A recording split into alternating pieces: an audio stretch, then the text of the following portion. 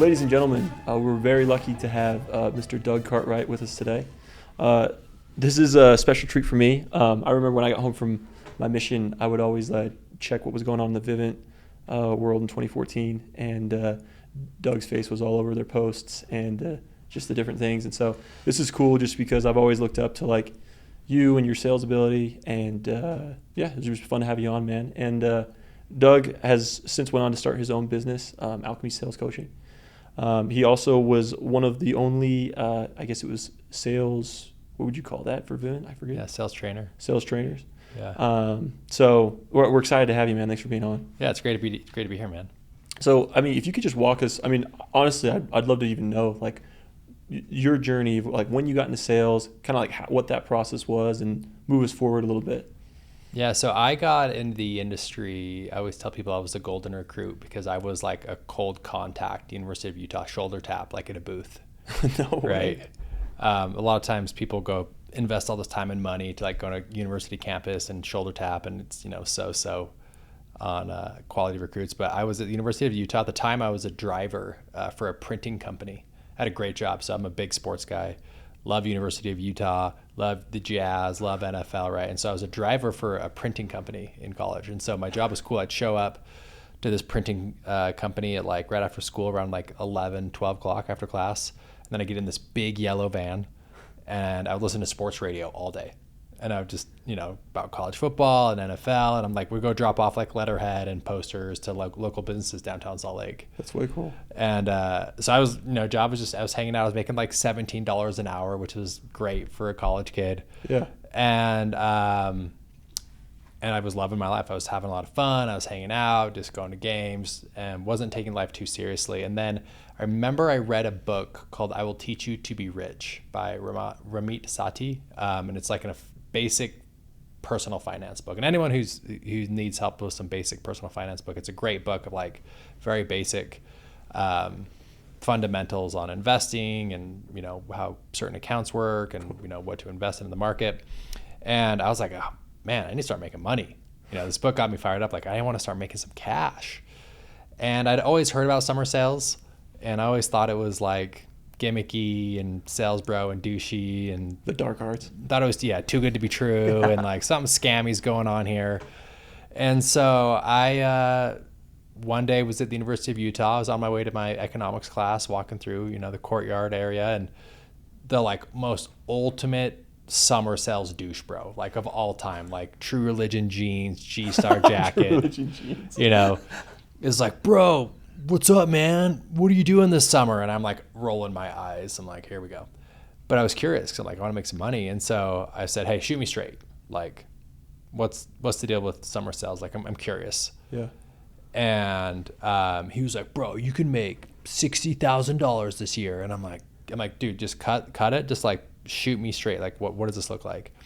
And so this was in 2009. No way. So and yeah. So yeah, 2009. So this was right when the iPhone came out, and the iPhone was really cool. And so have you ever seen Wolf of Wall Street? Yeah. Right. So there was that moment where Jonah Hill asked Leonardo DiCaprio about to see his pay stub, and he shows him, and then he calls and quits his job. Right. And so I'm straight up to this guy. I'm hey, show me your bank account then. And so this dude pulls out an iPhone 1. And I see an iPhone, I'm oh, dude, this dude's rich. Immediately, I'm oh, wow, iPhone 1. And he shows me his Chase bank account. And it had 50 grand in it, right? And when you're 19 years old and you see someone with $50,000 in their checking account, I'm dude, this guy's a millionaire. Yeah. I'm teach me how to do that. I'm in.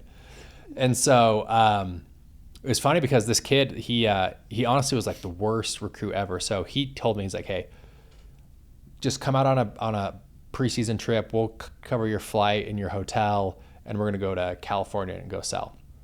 And so I'm all right. So he takes us to Compton, California. And I'm I have no idea what's going on. You're going to get shot. Oh my gosh. And so I show up, and this guy who recruited me was such a bad recruit that he didn't even get me in the system. He didn't give me a badge. He didn't give me slick. And I couldn't even sell in my name. So he was just sell in my name, and I'll Venmo you. Oh, and I'm no. I'm all right, whatever, So I'm here we go. So I'm out here. So swear this is what happened. It was so crazy. So to this day, still the most insane experience. So I'm shadowing this guy, Greg is his name, and I'm shadowing for like 30 minutes. And then he just gives me a slick, and on the slick it has like the alarm panel on it and like the alarm pieces, and he's like, okay, go figure it out. So I'm like, I have no idea what's going on. So I literally walk up to my first door ever, and I knock on the door, and this guy answers, and he's like, can I help you? And I'm like, I'm here to update your alarm. That's my pitch. And he looks at me and he's like, oh yeah, I've been meaning to do that. Come in. Shut up. And so I walk in, like complete lay down, no objections. He's like, I want to get, the wireless panel. We have a landline system. Me and my wife talked about upgrading. Like, how much is yours? I'm like, it's $50 a month. He's like, cool, let's do it. And so I call this guy, Greg, back, and I'm like, Greg, I got a deal. He's like, what? I'm like, I have a deal. He's like, what do you mean? I dropped you off 10 minutes ago. I'm like, I think I got a deal. So Greg comes back, close the deal, get my first account. And I remember getting a Venmo from Greg for like $400. And it was like cha-ching. And I'm like, holy shit. Like, this is crazy. Yeah, I'm rich. Like, this is the easiest job in the whole world. Like, I'm going to make $1 million, right? So I'm thinking like, I'm going to crush it. Literally the first door I ever knock on, I sell. And so the next day comes and I get humbled. And I'm like, oh, okay, what have I got myself into? Sitting on the curb, questioning my existence as a human being. What is going on here? And then the third day I ended up getting a deal as well. And so I ended up getting two. I met this really sweet old lady, just had gotten an iPhone. Vivint had an app, and it was like cool to show them the app. And so ended up selling her as well. And so I left that trip working a Thursday, Friday, Saturday, and I made $800. And I remember thinking, I'm like, whoa, like you would take me a month to make that at my other job, and I just made that in 3 days. And then I had like this light bulb moment of like, if I just knocked doors in Utah the same hours I was driving the printing van but selling Vivint, I'd make way more money. Like I'm working the hours anyways. Yeah. How'd I be the most effective? And so again, I got recruited in the fall, right? Ended up, and fall semester. So it was December, January. And so I quit my job as a driver as a printing company in January to knock preseason in Utah. Dude, that's so bad. That's and awesome. I didn't know that was weird. I didn't know that was like not typical behavior. And my manager never went out with me. And so every day school would get over, and then I would just put on my Vivint badge and I'd just go knock random neighborhoods in Utah just in the snow. In the snow. Because in my head, I'm like, if I'm going to knock 6 hours a day, I might as well make it the most effective. And then I ended up selling, at that point, I ended up making about 14 deals going into that preseason. And, had a pretty big life trajectory moment at that moment, because after I sold that many, basically on my own, no preseason trips, just kind of did this all on my own, no guidance. The guy who recruited me at the time was like, this is really rare. I want to introduce you to my regional manager. And so he introduced me to a guy named Casey Baugh. Oh, and when I met Casey Baugh, I'm like, okay, this guy's solid. Like, I can trust this guy, good morals, good ethics. And I felt really connected to Casey. And so coincidentally, that first summer, I actually wasn't going to go out, because right before summer started, my dad got diagnosed with cancer. Oh my gosh. Like stage 4 colon cancer. And we didn't know if he was going to live or not. And so I remember going back to Casey, and I'm like, hey, thanks for all the offers. Great. Like, I can't go out this summer. And then Casey gave me like one of the best offers of my life. He looks at me and says, hey, I totally get it. And if you do decide to go out, if you ever want to come home, I will buy your flight to and from Utah as much as you want to go back and forth to see your dad. That's super cool. And I'm like, oh, that's great. That's a great offer. So I took that back to my dad. My dad was feeling really good at the time. And so I went out. And within my first week of being out in Fort Worth, Texas, the guy who recruited me gets fired for stealing prescription drugs out of a customer's house. What? So now my manager gets fired. And then there was same guy that recruited you. Same guy that recruited me. So he's out. He's gone. Yeah. And then there was 2 other managers in the office too. And they got in a fist fight one day. And so my rookie year, we didn't hold correlation. They literally like wild, wild west, wherever you want to go knock. We're knocking on Fort Worth, Texas. I'm a rookie. I have no idea what's going on, right? I have no expectation of what an office should look like. And so I would wake up in the morning, I'd go to the gym, and then we just go drive wherever we wanted to. There was no meeting, there was no training. And in that week, I didn't know what were like expectations. And so my second week at Vivint, I sold 12. That's incredible. Did you have a buddy? Yeah, I had one friend. Okay. I had one friend who came out with me that I recruited, right? It was my buddy Topher. Shout out Topher. Yeah, and we just like woke up, went to the gym, no meeting, got in our cars, went and knocked wherever we wanted to knock, no correlation, no structure, nothing was going on.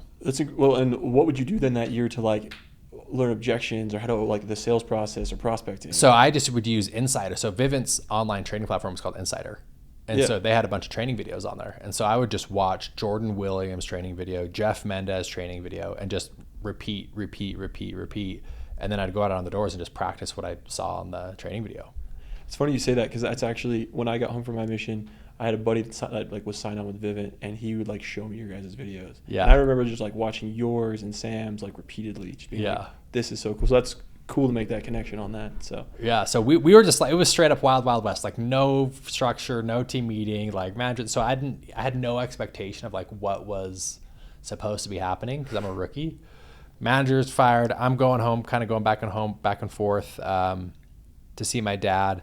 And then around the 4th of July of 2011, my mom called me and she's like, hey, Dad's not doing too well. I think you need to come home. So I ended up going home around the 4th of July.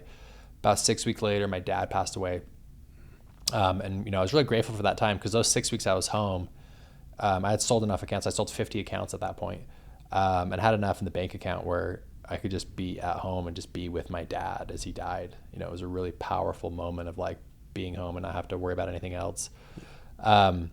And so Dad passes away, and I actually was only going to do one summer. I was like, I'm just going to try to go make. I remember before I left that summer, if I can come home and have $10,000 in my bank account, right? That's all I need. Retirement. I'm good. Yeah. Right. And then, coincidentally, due to my performance as a rookie that year, I won the incentive trip. So we went on a cruise. Cool. And on that cruise ship, I remember I had it like $7,000 in my account. I remember thinking like, okay, I'm going to go meet with Casey Bott. I'm going to ask him, what should I invest in? Like what stocks or, this is before Bitcoin, but actually at the time it was probably right when Bitcoin came out, but no one knew about it. Or what should I do with my money? What should I do? Real estate, whatever. And so one night on the cruise, it was a very monumental, life-changing moment on this cruise ship. I was on the top of this houseboat or on the cruise ship, and Casey asked to meet with me. And Casey first showed up as just a friend, and he was like, hey, how you doing with the passing of your father? How can I support you? And just showed me a lot of love. It was a really beautiful moment. I remember we were like on the top of this boat till 2 or 3 in the morning. And then I asked him, hey, I've got this $7,000. What should I do with my investment? And he gave me some of the best advice I ever heard. He says, until you have $50,000 in cash, only invest in yourself. Hire a coach, do the training, do the personal development, Stephen Covey, like the online programming, whatever you can do to get better until you learn to become the type of person who can make $50,000 in cash. And that was just such a light bulb moment for me. And at the same time, he then was like, hey, I want you to commit to this job for 5 years. Whether you actually do it for 5 years or not, doesn't matter, but I want you to go all in for the next 5 years. Eat, sleep, breathe, drink, Vivint, right? And so I left that cruise like, okay, I'm going to go invest all my money in personal development, and I'm going to go all in. So right when I got home, was really funny is I actually found this book called the 10X Rules, the Grant Cardone's thing. This is kind of before Grant Cardone got really big. It's kind of crazy now, but before he kind of went off the ranks. So I remember reading 10X Rule and being so obsessed with it. And then I go online and I look at all of Grant Cardone's training videos. So I would stay up till 1 in the morning, 2 in the morning, just watching these videos. Sell or be sold. Sell or be sold, doing these training videos, just like, how do I get better? How do I become obsessed? And I signed up for his like email list. And then shortly after, I get an email from Cardone Cap or Cardone University, whatever it may be. And it's like, hey, we're doing an in-person training in Utah. And it's like $5,000 to go. And I'm like, looking at my bank account, I've got like $7,000. And then like Casey's words, invest in yourself until you become the type of person. No way, bro. You threw it all in it. So I threw it all in, and I wrote the check. So I go to Cardone's university in-person training in Utah, and it's just epic. He's just giving like the most badass trainings, and I'm fired up. I mean, and by the way, because it was my last money, I was like first one there. I sat very front row, and I was just like, I have to get my money's worth.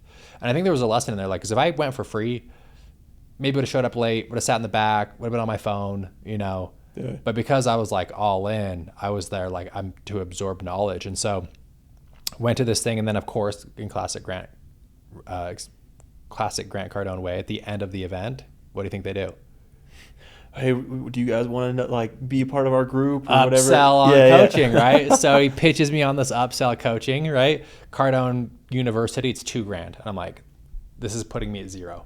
So I, boom, write the check, final $2,000, send it in, do Cardone University, and so now I'm like at zero, and so I'm like, I got to go all in on preseason, right? I got to figure out how to sell. I got to start knocking in Utah again. So I'm doing Cardone University. I'm waking up, going to school, getting home, watching 45 minutes to an hour at Cardone University, practicing my pitch, going over my door approach, watching Insider, then I'd go out and knock preseason. And so that fall 2011 into spring 2012, I was obsessed with door-to-door. Like eat, breathe, sleep, drink, Vivint. Like it's all I thought about. It's all I cared about. I'd recruited all my friends, went all in. And then that next year, I ended up selling 50 preseason.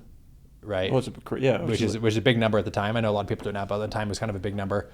And then that next year, as a 21-year-old, I was managing a team of 30 in Houston, and I'd never done a full summer. I'd never did 6 weeks of summer, and then I was managing an office of 30 guys of all the friends I recruited, and that was in Houston in 2012. Ended up selling a little north of like 220 accounts, and our office did about 1,600. And that was like my first full year. So making that jump though, like obviously going from not even doing a full summer to then selling with what were some of the things that like, hey, that hit me hard and I wasn't really expecting that? Everything, man. Like I had no idea how to relationship with your technicians and housing and license. Dude, I didn't even know licensing was a thing. I went to jail. I got arrested for soliciting without a permit. And like my mugshot was in the Houston newspaper because I had the same cop called on me for soliciting without a permit. So I didn't know about licensing, you know, and so. Wait, the second time when you showed up, what were you like, oh, sorry? So I was in, so we were living in Houston and we went to go knock College Station where Texas A&M is. Yeah. Right. And so it's like a 90-minute drive. It's not like, you know. Yeah, no, I was knocking there like not too long ago. So it's out there a little bit, right? Yeah. So there's Bryan and College Station. And so I like to knock middle upper class. And so knocking these really nice neighborhoods in College Station, lady comes out, hey, do you have your permit? And I'm like, don't have my permit. Calls the police on me. So this cop pulls up on me, and she was really nice. And she was like, hey, you know, you got to have your soliciting permit. Like you can't knock here anymore. I'm like, no problem. Sorry, we'll get it done. And so now I'm like, I can't pull the guys off the doors. It's like 5 o'clock and we're 90 minutes away. Like there's no plan B up there. Yeah. You can't go anywhere else. Yeah. And so I just drive across town and go to another neighborhood. And I keep knocking. 10 minutes in, same cop pulls up on me. And I'm like, oh my gosh. Her name was Rhonda. It's funny, I remember her name. It was Rhonda. And she was like, what are you doing? I just told you can't knock. And I'm like, I know, I'm sorry. She goes, this is your last warning. I'm like, okay, you know. And so I get my car, I drive to the other part of town. And I'm like, because I don't bagel. Like in my head, I have this belief that like I just don't bagel. Like I have to go sell an account. And so I'm like trying to find this deal. And I get in this guy's house. He was actually an assistant defensive coordinator for A&M. So we're talking football. Sick. And I'm like trying to get this deal and get the deal. And I'm walking out of the house. I'm like, whew, like got my deal. Right when I'm walking out, Rhonda pulls up again. Did he see? I don't know if he saw. Okay. I still say I don't know if he saw or not. But he got serviced. Yeah. Someone, it must have been the neighbor before I knocked, called or whatever, right? And so she pulls up and she goes, Doug, I have to write you a ticket. And I'm like, write me a ticket. And she said, like, how do I know you're going to pay it? And I got lippy with her, which is a bad idea. And I said, I guess you don't. And she goes, well, I know how I can get you to pay it. And I'm like, what? She goes, put your arms behind your back. I'm like, what? She's like, I'm arresting you. I'm like, you're under arrest. I'm like, what? So she arrested me, took me into jail. And so I was in jail for probably 4 hours, got the mugshot. And once I was arrested, I'm like, I'll just make fun of this thing. Like, I'll make it a good time, you know, and was chatting with the cop. And then finally I paid my own bail. Like a couple hours later, it was like $700.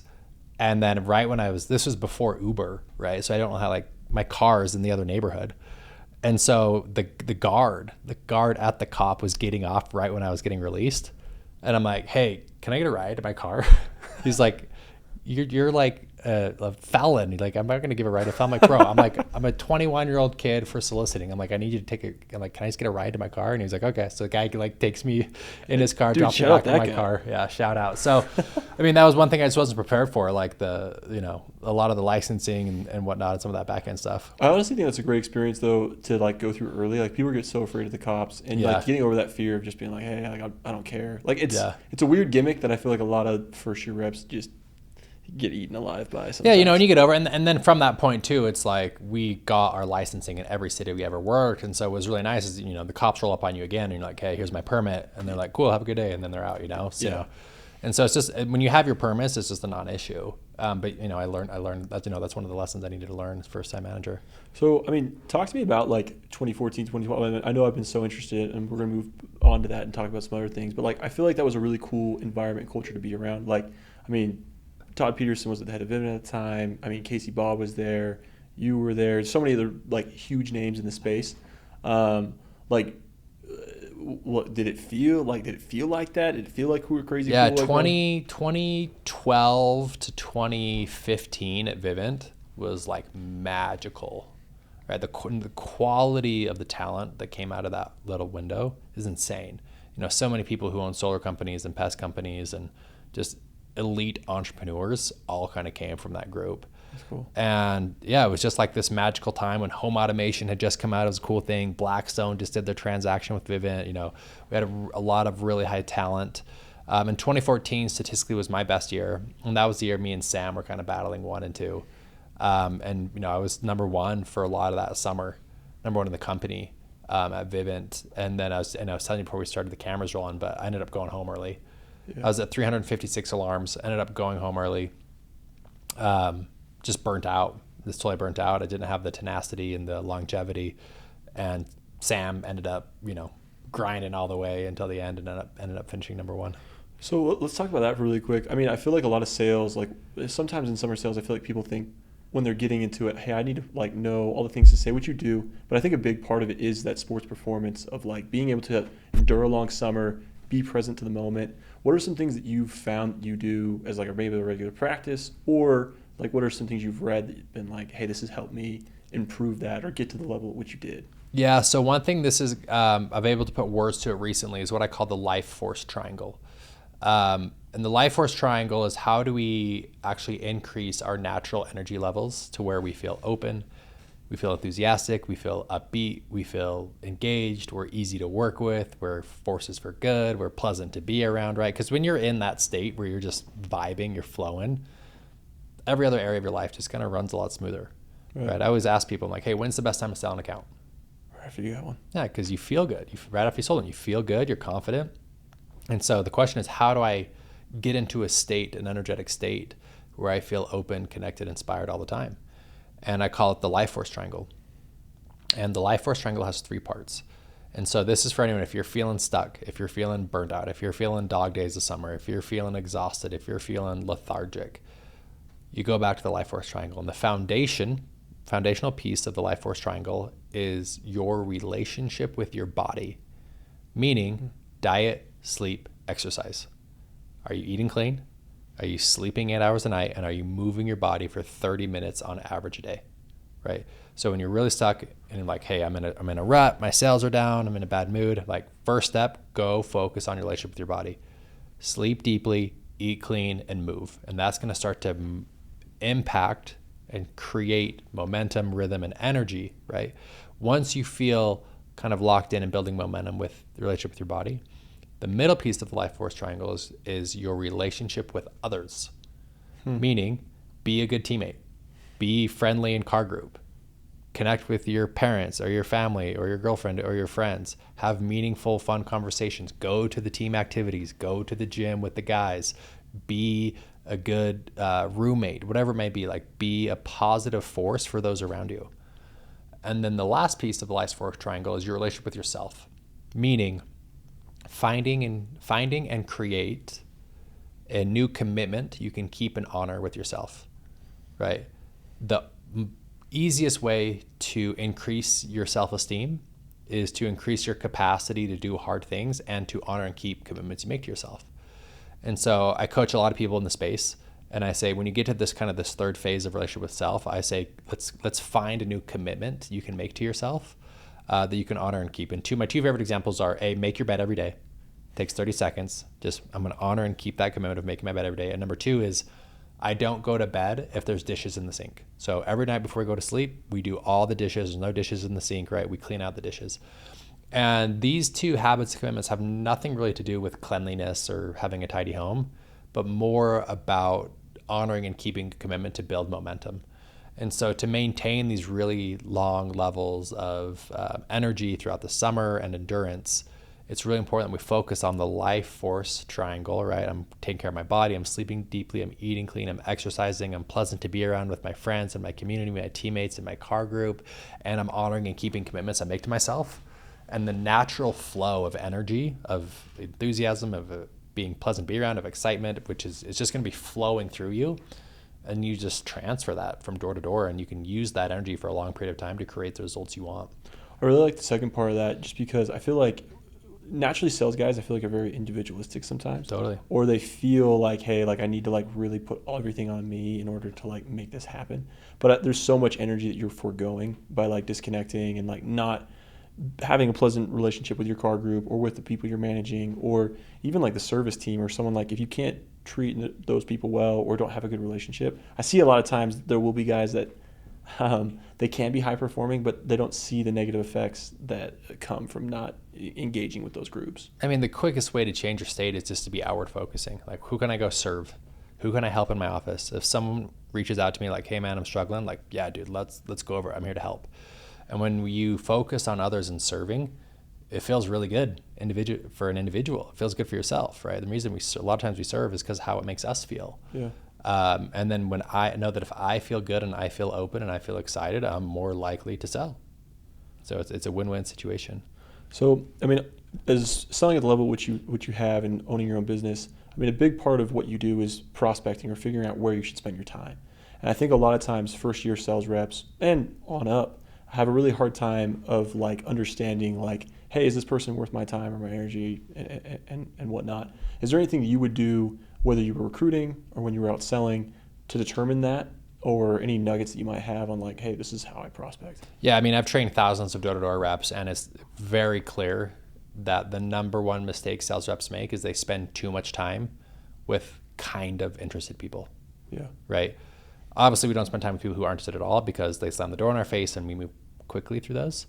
But where reps make mistakes is because the thirst for deals is so real, right? We're so desperate for deals that if someone shows any interest at all, we're like all in and needy, and and we just waste a lot of time. And so I'm a big believer that whether you're selling solar or pest or Vivint or meat or windows or whatever it may be, you should only spend your time with 8s, 9s, and 10s.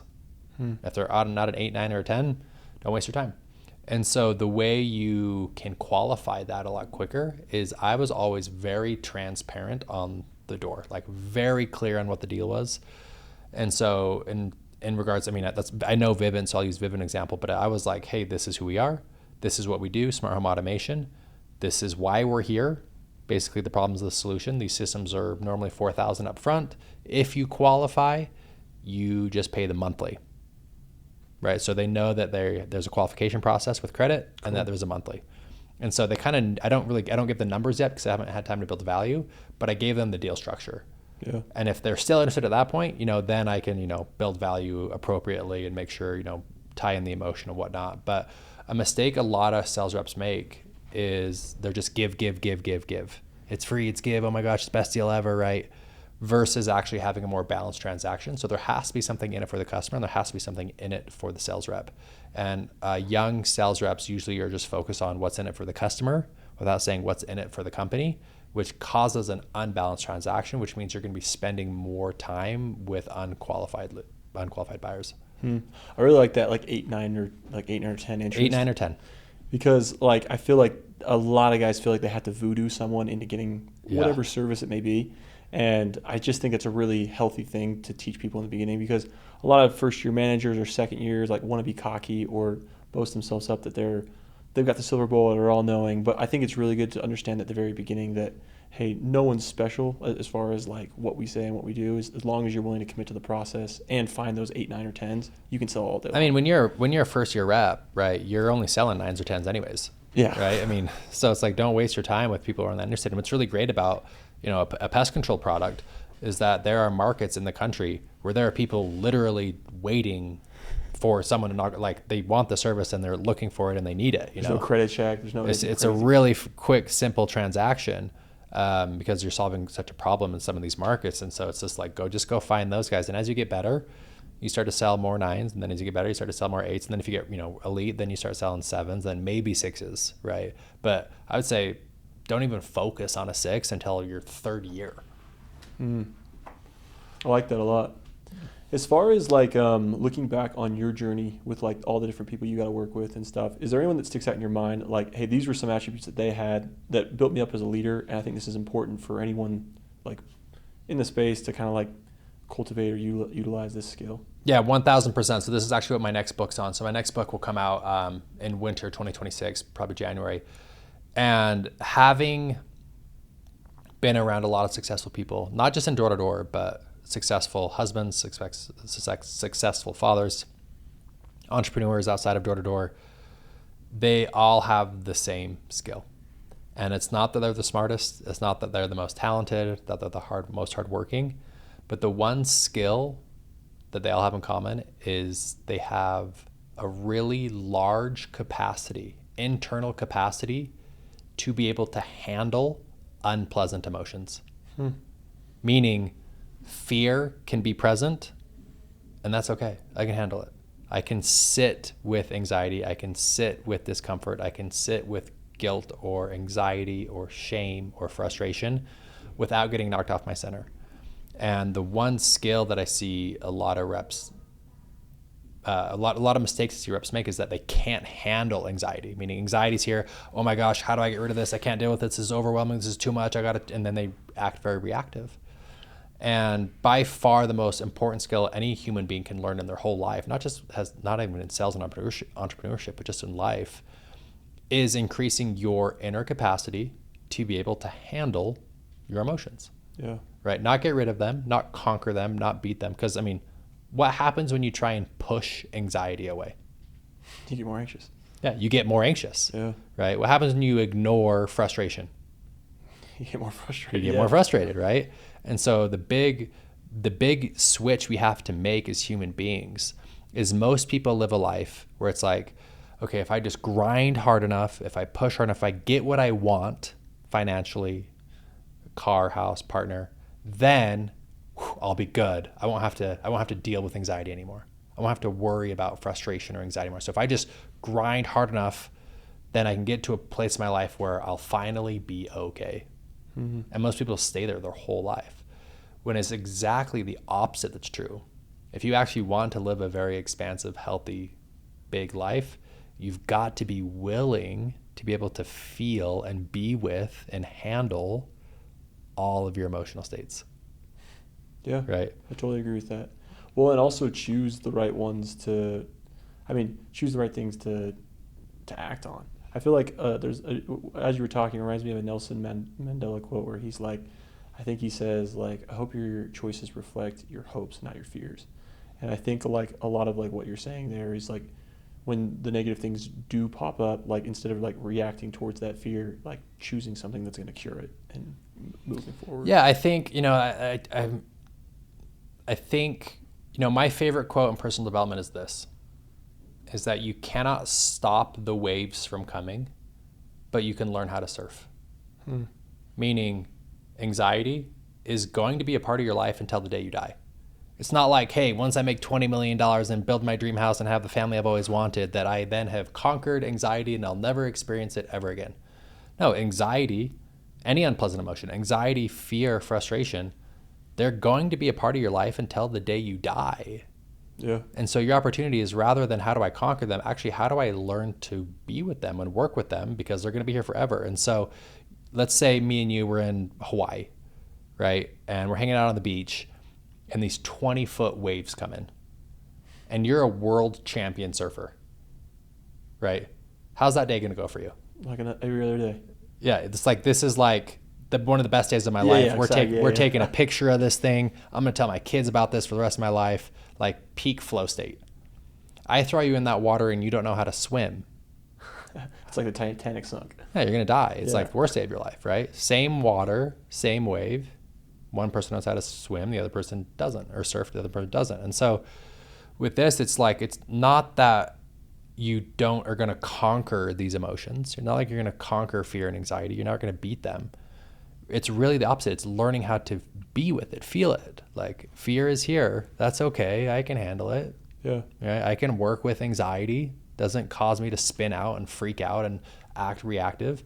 And so actually, I'll share a tool with you. And so my favorite tool, I teach this to my coaching clients all the time, is bottom line, anxious people make poor decisions. Frustrated people make poor decisions. Scared people in fear make poor decisions. So what do? So anytime you're experiencing what I call TAR, T-A-R, what is TAR? TAR is tension in your body, meaning you're tense, you're tight, you're clenching your jaw, your fist, or whatever. Or you're experiencing anxiety in your mind. You're ruminating on worst case scenario, or what if this happens, or what if I lose my money, or what if you're experiencing anxiety in your mind. Or you're experiencing R, resistance in action, meaning I know I need to go knock, but I'm not. I know I should probably recruit, but I'm not. I know I need to go to the gym, but I'm not, right? If you're experiencing TAR, T-A-R, this is your opportunity to what I call alchemize that emotion. So what does alchemize the emotion mean? First step is to unclench any inner resistance. Any inner resistance. I'm first just gonna relax my body. Relax my shoulders, relax my chest, relax my face. Second is you're going to welcome the emotion in, but don't touch it. Meaning anxiety, I'm feeling anxiety in my chest. I'm going to welcome it in. Anxiety, you are welcome here, but I'm not going to get involved. I'm not going to react to you, right? What happens when you react to anxiety? You get more anxious. Nothing good. Yeah. Nothing good is the answer, right? Yeah. So I'm going to welcome the anxiety here. It's in my chest. Okay, I'm feeling anxious. Makes sense. You belong here. You welcome it, but I'm not going to touch it. I'm not going to react to it, right? And then the last piece is you repeat a mantra in your head, which is, I can handle this. It's my favorite mantra. I can handle this, right? Pull up to area. You're feeling anxious. It's hot. Customer canceled. You don't want to work. I'm experiencing TAR, tension, anxiety, resistance, right? First step, relax. Relax all your tension, right? Welcome the anxiety in. I'm feeling anxious, right? That's okay, right? I can handle this. Yeah. I can handle this. I can keep knocking doors with anxiety. And I guess emotionally, where do you see reps, like, I mean, obviously with the thousands of people you trained, where do you see people getting lost in that process the most? Is thinking they have to conquer it. Meaning, I'm feeling really, really anxious right now. What can I do to get rid of it? So they fight it, right? So that's going to cause them to act irrational, right? I'm going to sleep in. I'm going to get off the doors early. I'm going to go to a movie. I'm going to distract myself on my phone from this anxiety, right? Again, the whole thing is to change the relationship rather than how do I get rid of it or beat it, right? To actually learn to be with it. And the number one reason reps people don't perform the way they want to is because they don't have a large capacity. So think about it this way. So let's say for those watching, we're in like kind of like this small boardroom right now, right? There's a TV, there's a table here, there's 2 chairs here, right? So let's say that anxiety walks through that door right now, right? And a person literally walked in this door, and we're filming this podcast, and it just stood in the corner, right? Even though we're having this conversation, where would all of your focus and attention be? Yeah, left corner. You're like, what is this dude doing in the room? This is weird. This is awkward. Like, now you can't show up fully for this conversation because subconsciously you're like, there's a dude here in the room. This is really awkward. Are you going to be creative? Are you going to be open? Are you going to be inspired in this conversation? No, not at all. Because where's your subconscious? Over there. It's over there, Yeah. right? So what people think is like, okay, anxiety's in this room. I got to get rid of this thing. So Psychology 101 states what you push away grows. So we're going to try and get rid of anxiety, and then he's not going away and just going to build and build and build and build. And now we're really all messed up. So the true growth is, rather than trying to get rid of anxiety, we're actually going to do a demolition on this office. And we're going to turn this office into Dallas Cowboys football stadium. Huge inner auditorium, huge capacity. Yeah. So me and you, we're having a conversation and we're at a Cowboys game. And across the bleachers, way over there, that same anxiety walks in. Just another fan up there. Would you be able to still watch the game? Yeah, if it was far enough away. Yeah. Could you still be able to hang out with me and we'd be able to have nachos and hang out and have a moment? 100%. Yeah. Because your inner capacity is so big that there's space for all parts of you.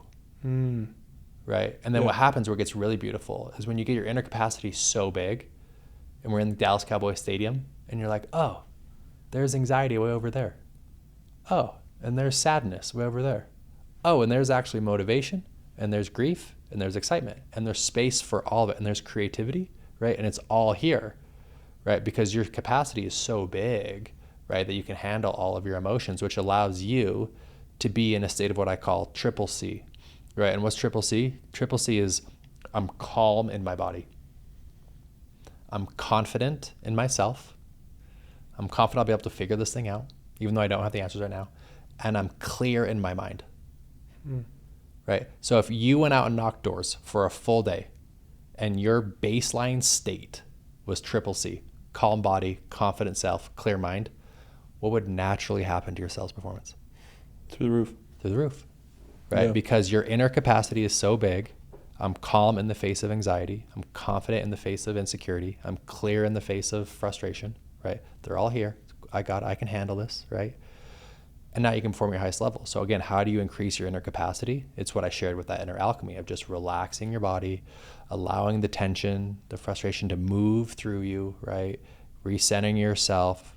I can handle this, right? And that's how you build, right, this inner capacity. One thing I want to share on this note too is, so I'm kind of going woo-woo here for a moment, and you'll pick up on this, right?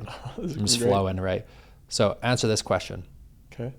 When you feel anxiety in your body, okay, where do you feel it? In my jaw. In your jaw, okay. Which direction does the anxiety itself want to go? I feel like the left part of my jaw. Okay, so but what direction does it want to go? Does it want to shoot down the back of your legs, or does it want to go up? I feel like up. Wants to go up, right? So think about it. Everyone listening, when you feel an unpleasant emotion, frustration, anger, right? Anger especially, right? Does anger go down or does it go up? I feel like it goes up. It goes up, right? Yeah. So all of our unpleasant emotions are trying to move through us.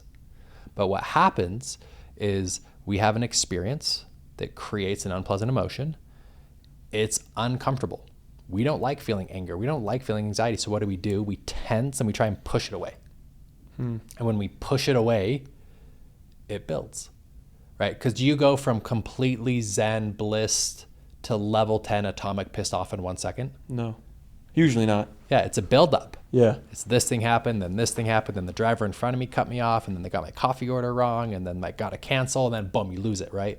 So it's a buildup. So the goal here is that when these unpleasant emotions come through you, your opportunity is, can I relax in the face of it?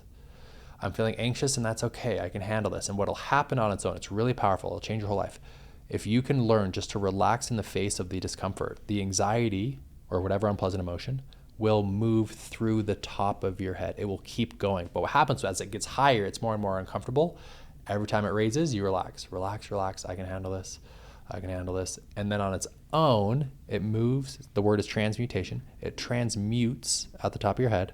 Now there's nothing to push down. Now I'm not stacking things. Now I'm not stacking anger and frustration and disappointment because I've allowed it to move through me. Now I can recenter myself in a state of triple C. And that's when I can produce my highest and best work as a business owner, as a friend, as a father, as a husband, because I'm centered. And now I can actually serve because I'm not trying to deal with all these unpleasant emotions that I'm trying to avoid. That's cool. And as far as like with coaching and stuff like that, like, I mean, obviously people can reach out to you, or do you have like other programs or stuff that people like run through, like I guess like a video circuit or anything like that? Yeah, so there's 2 levels of Alchemy Sales Coaching, right? So the first level is our community package, and this is 2 live calls a month where there's really high levels of accountability. It's right. We're going to go over your personal goals, professional goals. We'll talk a lot about emotional capacity, and then we even we're partners with like Casey Baugh and Sandlot, right? Where we do investment strategies so we can get people's money working for them. So we'll focus on leadership, just really overall becoming the best version of yourself. And in that package as well as you get access to Alchemy University, where we have hundreds of hours of trainings. It's a course that you take throughout yourself for leadership, mindset, emotions, physical health, investing. And so there's that package. And then that's kind of our community membership. You also get invites to our events. And then I open up a little small window too for people who want to do one-on-ones with me. And so on top of the 2 group calls for accountability, you can have the opportunity to work with me one-on-one, where we can do 2 one-on-ones a month, and I'll take you through a 1-year program for you to kind of really step into the truest, most authentic, express version of yourself. That's dope. Well, we'll have to add some other links on the pod too, so all the guys can see them. Yeah.